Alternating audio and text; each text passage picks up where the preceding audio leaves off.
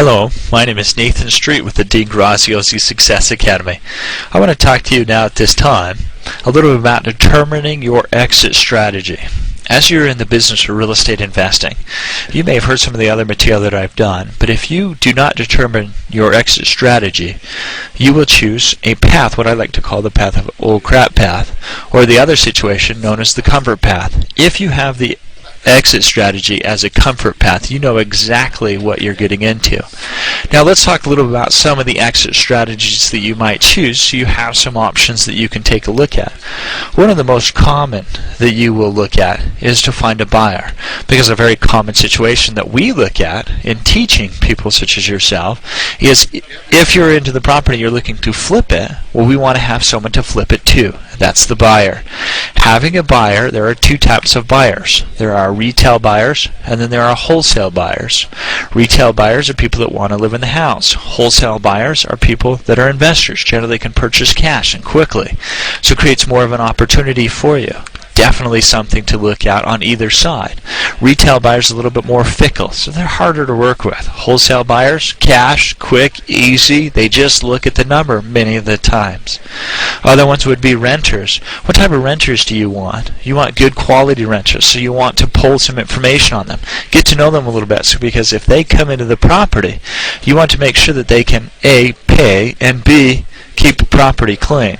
A couple things you can do then is pull their credit, background, and history. But you can also check on your renters that you'd be working with by driving to where they currently live. So when you get a renter's application, you wouldn't necessarily want to do it, but you want to have, say, a family or friend drive by, knock on the door, maybe ask for a random address, but that'll allow the door to be open so that they can take a peek into the property.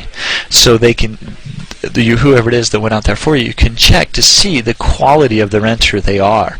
That's going to be the same on a lease option or any others you might work with that are going to be more of a tenant situation for you. Other exits you might look at would be to do seller financing, where you would actually hold the mortgage for the person purchasing the property from you. That may be a creative way to get rid of the property quickly.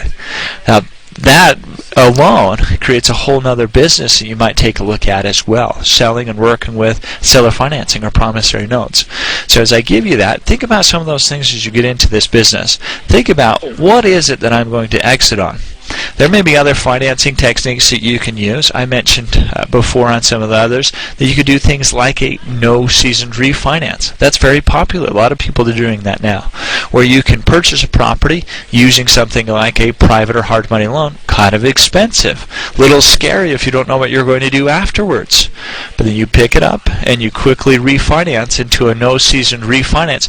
You may find some great opportunity for doing something like that. So I've given you a few options that you can take a look at. What are you going to do with it? You want to think of those things as your exit strategies. Think about some of the positives that will come with it, and that'll open up exactly the strategy you're looking for and exactly the path that will open up for you, so that you have more of an ah moment versus a oh no, I don't know what I'm going to do, creating a better circumstance overall.